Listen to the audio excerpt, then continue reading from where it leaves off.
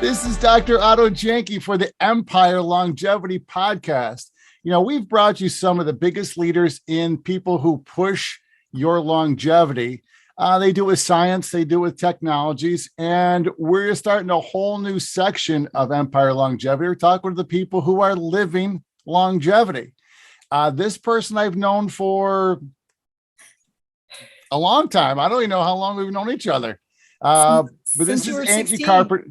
For how long? Since you were 16. Since I was 16. So for 5 years, I've known her. This is so if you run in Cortland, New York, or in the central New York area, you see this lady running all the freaking time. This is our friend, Angie Carpenter. Angie, thank you for being with us today on the Empire Longevity Podcast. Thank you. Thank you for having me. Absolutely. It's my pleasure and my honor. So for full disclosure, there's a person next to Angie, and that's her daughter, Regina. Regina and I have known each other since school. High school. Since what, junior high school, Regina? Yes. Since junior high school. And what, we're 21, 22 right now? Right. That's correct. You never changed. I never grew up, so it's hard to. Angie, where were you born? I was born in the Adirondacks in North Creek, New York. North Creek, New York. How many kids were in your graduating senior class? Oh my God, 23 people. 23 people. My graduating class. I'm going to take it that you knew them all by first name. Oh yeah, we knew the upper graduates and the undergraduates. We knew them all in the school. What does that mean? We knew each other? Because we're that you're undergraduates and upper graduates. What does that mean? Meaning the lower classmen. Okay. Like say I was a senior, I knew the underclassmen, or if I was a junior, I knew the upperclassmen. You know, we knew everybody because we're so small. Oh, good. 23 people. Was everybody in one classroom? No, not at that point. Some people who did join our school were from one class. The surrounding small towns, they came in. They were one room class. But I started with it was called just a high school. Yep. And then they built additions and they had all these things. Then they centralized the area where they added all the kids from around the surrounding areas. Yep. All the other small towns joined us. 23 people. Yeah, 23. That's a big class. Did you have a senior prom? Oh yes. You did? Yes, I had a senior prom in my junior year. We had in the junior year, and I became queen, believe it or not. There wasn't very many choices, but the school voted. They only saw so many people who were supposedly, I don't know if it's eligible or a possibility of getting queen, but that's how I got it.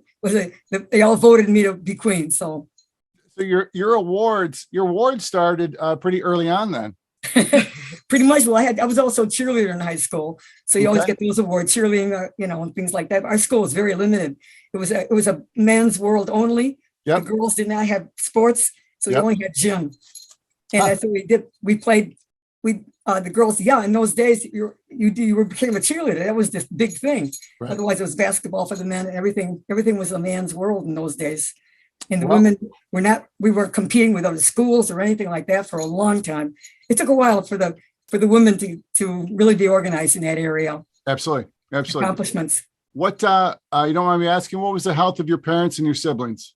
My father passed away he was a lumberjack in the Adirondacks. They're from Canada, and they came to the United States. That's where I was born. But he passed away because of a lumberjack. My mother was a diabetic for many, many years from the time she was 40 until she died in 1981. And then my siblings, one of my sisters just a cancer survivor. Another one has Alzheimer's, and the one has Parkinson's. And so I'm in the middle. I'm the oldest of the five siblings. I'm the oldest. So let's dive into some of that right now. You have some siblings who have some pretty big disease processes going on, and you're out there running races all the time. What do you think the difference is? It's not just sheer luck. What do you think it is? I think a lot of it is being active and busy and eating properly. They were too. They had their own. They were also active and busy and stuff like that, but that hit them now in their 80s. Yep. But when we get to go closer to the 80s is when some of these things picked up. My sister was a cancer survivor. I think that happened 15 years ago. Yep. She's a survivor. and there's cancer in the family and all that. But I'm lucky. I'm really lucky. I'm not having any of those symptoms. When my mother became a diabetic, the doctors told us, all of us, to be checked periodically. So it skipped our generation. We are having another generation coming down with diabetes, but my kids didn't get it. So, that's how it happened to happen. Yep. We don't know what kind of, like Alzheimer's, we had some history in the family, but we don't know. She's the only one so far, and she's going downhill. She's a very active, very, very competitive, like I am. Her and I are a lot alike. She liked to ski and play tennis, and she was aggressive all the time. Yep. And so we got that same, her and I got, it's not genetic. I don't think it's the same feeling of how we should run our lives and keep busy. Yep. So we're the most active. But I'm the most active of the family. So how long ago did you start running? I started running when about 59 or 60, right around that age. I started one day, had to mail a bill, and I didn't have a card. I said, I got to pay this bill because it was always, you had to pay it on time. And so I ran to the post office and ran back and says, gee, running isn't that bad. And I had never run before. So that was one of them. Then later, Regina the YMCA had started a new run program. It was called Fast Feet. It was the only one they had. And she was running it. She said, Mom, why don't you run with me? And I had never run. And I says, yeah, I'll run with you. What do you want me to do? And she says, stay at the same pace. So I ran the first run with Regina, and it was right on Tompkins Street. And I had never run it. And she was at the finish line in no time. And I was the last one. And I said to one of the spotters, okay, you can go home now. I'm the last of the Mohegans. And I was so insulted that I lost, but I was the last one, that I was embarrassed in that effect. I said to myself, I'll never do another one again. I was so embarrassed. And here I am, 85 years old, and I'm still running. And that was when I was 60. I started running. That was 25 years ago. You ran like the first race. Yep. Okay. So 25 years ago, and you don't have a good experience doing that. No, it wasn't very impressive at that time. It was struggling. It was like, I don't know if I can do this. I can't, or I shouldn't, or that little bit of negativity, which I hate to be that way. But then as time went on, the Y added more races, right? Mother's Day 1 year, Father's Day 1 year. So I decided I joined. The kids gave me a membership at the Y. And so that helped me a lot. So go and do exercise. You go in the first race and you don't set any personal land speed records. Why'd you go for the second, third, and fourth race? Because the ability happened to come around the corner. I mean, she kept on running. I would run with her. But when the Y started their programs by one a year and then adding on, I kept adding just one a year, that kind of thing. I would just add up. Next thing I know, they did a 5 series. I was able to follow with them. And then 1 year you did 12 a year. Yeah, 1 year I did. Yeah, I don't know what year it was, but I did 12 races in 1 year. But there were a combination of triathlons and all kinds of different. Then I started at 70. I started the Y. I always wanted to swim, never learned to swim. I was doing the dog paddle. And I walk in the Y, the Y says, free swimming lessons. I said, okay, this is my time to do it. So I took the swimming lesson, and somebody was training for triathlon, one of the girls at the Y. I said, I've always thought I wanted to do that. I think I'll give it a try. So then I had to learn to swim. I had to learn to bike. And of course I was running. So the running kept on. That's what helped me with running, is really got me to all these different things that I'm doing that I did. And then 5 years ago, you fell. Then 5 years ago, I was training for the triathlons. I did 10 years of triathlons. You probably heard the story. I fell on my bike. I fell over my bike, flew over my bike, landed on my face, multiple fractures on my face. I could, so many to name, it's unbelievable. Fractured spine, the whole bit. And I never passed out. I fell off my bike, and I sat there and I took my helmet off. And I said to my friend who was with me, I said, I fell. And I had to take off my helmet. I don't know what else I took off. And she had to run back to me. And she fell too, because she was still biking. And so it was down the hill on Route 11. I was training for triathlon. But anyway, to make a long story short, she called 911 and we got the ambulance there. And I went to the hospital and I did multiple x-rays, had reconstructive surgery on my upper jaw, had broken eye socket, nose, concussion, headaches, you name it. And then I wore a brace for 6 weeks. And then I went to therapy, and I did everything. They told me to be there a week. I got out in 4 days. When I got out, I said to myself, this was 9/11. This happened, 9/11, the anniversary of 1979, I think it was. And so when I got home, I was thinking, okay, I did all that. I was doing therapy, I followed everything. I did everything what they told me to do to rehab. And I went to see my primary physician, and Father Lawson, and she said to me, Angie, most people would not have survived at this age. We have the accident you had. But I was able to, I stayed awake through the whole thing. It was really strange. It's like a shock in your body goes through. Right. Like they were coming, asking me I could give them my social security number, all this, even though there's all these injuries and I'm bleeding like crazy. I think it was 2019. It was 2019. Yeah. 2019. Yeah. Yep. I lost track of the time. But anyway, when I finally got friends at the Y came over, and said, let's go for a walk. I said, okay. Even with my brace, I said, okay, let's go for a walk. And I said, the turkey trot is Thanksgiving. This is the September, mind you. So I said, I know I'm not going to run, but I'm going to walk. And I did. Right. And after that, a year later, I'm doing races again. And then a year later from that to that day on 9/11, the following year, my family had a gathering. My brother-in-law was a 46er in the Adirondacks, and I climbed the first time. I was born and brought up in that area. I have never done, and that was always on my bucket list, to climb that mountain, to climb one mountain, and I did. I Really? accomplished it at 80 years old. I was climbing the Adirondack Mountains. So what am I? I just don't stop. I just don't give up. And I think racing and running, and it's socializing, it's camaraderie. Absolutely. You have fun doing it. And like at the senior games, I meet those people once a year, and we Right. recognize each other, and we have Right. camaraderie, and that's good to do that. To have that. It's and then fundamental. Then my son passed away, and I ran. That it helps me get rid of along with the anxiety Right. of grieving, and so that really helped me. It just worked for me. Right. And then when my husband died, it was the same way.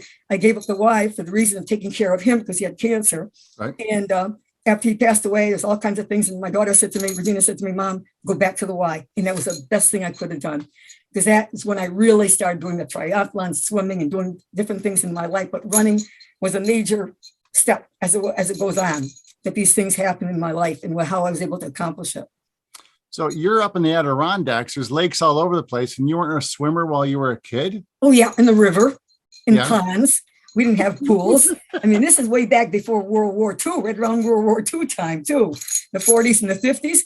Small towns, you don't have all these Cortland, abilities and have the availability to do things. You just Yeah. did things as kids, and we played hopscotch. We played with the neighborhood kids, and you did do things, just kept busy that way.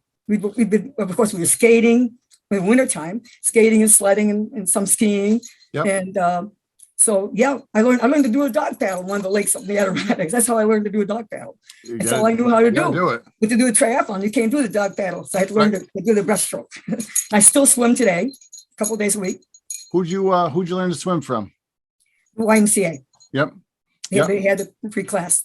That's where the dog paddle was just an automatic thing. That's where you learn. People say, Well, you got to do that. You learn Yep. it that way.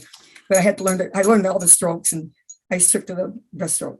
You were showing me previously the some of the medals you have there. Why don't you switch up there and show us some of the medals that you have? Okay. This is not a small amount of medals. This is a tremendously large amount of medals. These are all my Iron Girls. These are my triathlons. There were 6 of them. I did them for 10 years, but I had that. This is the Iron. This is the Gilly Girl, which is for cancer, and that's also triathlon. And these are some of them, the Y, United Way. I did a lot of United Way triathlons. The one at the Y. Then the Boilermaker. I did many Boilermakers. This is one of my pictures of my triathlon. This is our group at the Y. My running picture, bike picture, and then I was coming out of the water on that one. And then I finished. And I think I won first in my age group at that time too. And then this is Boilermaker. Then I did the Right to Run, which is in Seneca, which Captain Schultz was the woman who was the first woman to run at a marathon at the men, is a men only thing. Yep. And then these are all my these are all my Empire State. All of these, I did them for 11 years, 12 years. So these are all my trophies, some of my trophies. This is a picture of me when I went to climb the mountain. The Adirondacks in that beautiful scene. That's beautiful.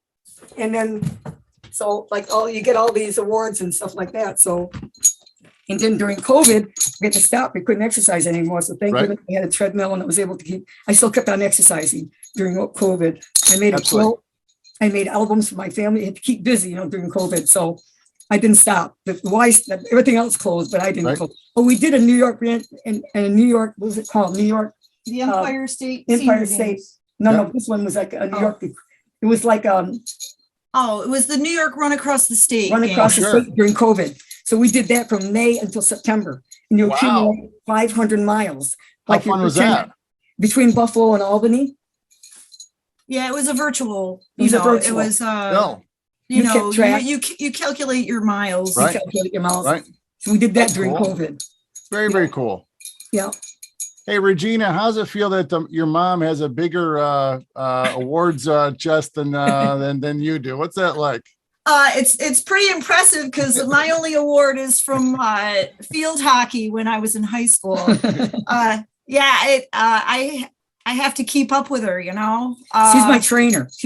She really I works had hard. to keep her moving after I was injured. So Right. She had an injury. We helped each other. When I was Right. injured, she helped me.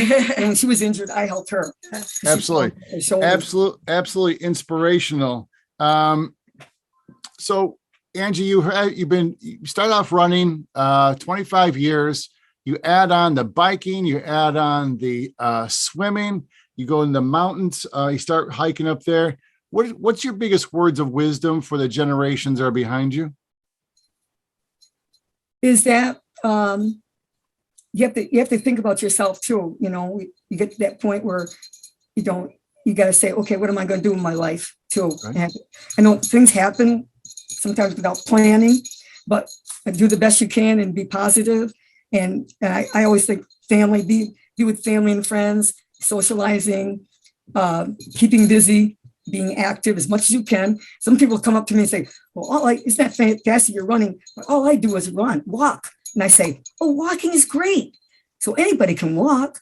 Right. So that's a good exercise too. So a lot of people are walking now. Matter of fact, the Y had a program they just added this year for Alzheimer's, and they had walkers for that. And I participated in that. And so if you participate in something, sometimes for a cause, like for cancer cure or whatever you pick for a lot of families have different organizations like it makes you feel good if you're doing something, an awareness of what's going on with people. And I know it's going to go on in generations to come. Some of these diseases are still going to be around. Yeah. Sometimes it's hard to work with it, but hopefully they'll still continue on being, helping people and recognizing that they can make a difference in a lot of people's lives. Absolutely. Yeah. So we have my last thing for you is that the definition of longevity, if we look in the dictionary, is that it's someone's long life. And I think that's the most boring definition of a word ever. So we had to change our definition. Our definition of empire longevity is the act and intent of being so healthy that you leave something great behind by what you've done today. What's that thing you're going to leave behind? What's that spark or inspiration you're going to leave behind? What are you gonna leave behind? That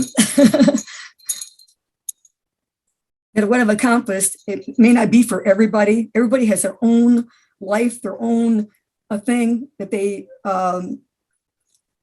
should do and be. Yeah. And to me, it's family. My family is very supportive, and it's have family and good friends and good surroundings around you to make you feel good, and stay away from negativity. Be more positive and say, okay, things are going to get better, and you do the best you can with what you have.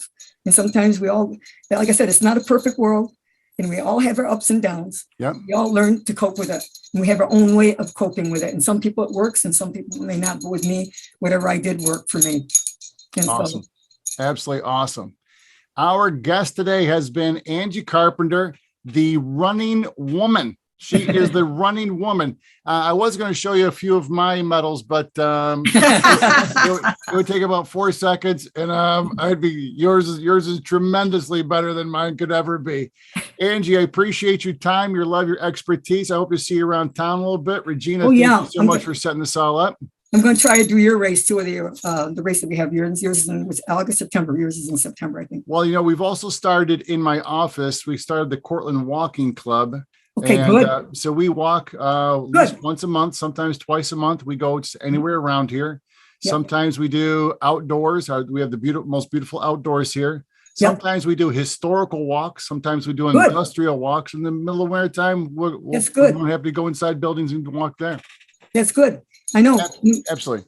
And I know when we did one good thing I was going to say, I did so many different kinds of races. One was I did some half marathons also. But one went to New York City on Central Park. Virginia and I are there way back. The Moore Marathon. Women's Moore Marathon, it was called. You could do a full or half. And that was unbelievable. I had never been in New York City. I didn't realize it was a park like there was to do it. There was rolling hills and everything. It was a great experience. Yep. And so just women started out with a walking program too. Yep. You could walk or you could run. So they do offer different things for different levels. Yes. For people to compete in. Yep. Yep. Isn't it amazing that running has taken you so many places? Yeah, no. And now I'm going to go to, I'm with this Empire State Games. It's going to be eligible for the Nationals. And the Nationals are going to be in Pittsburgh, Pennsylvania.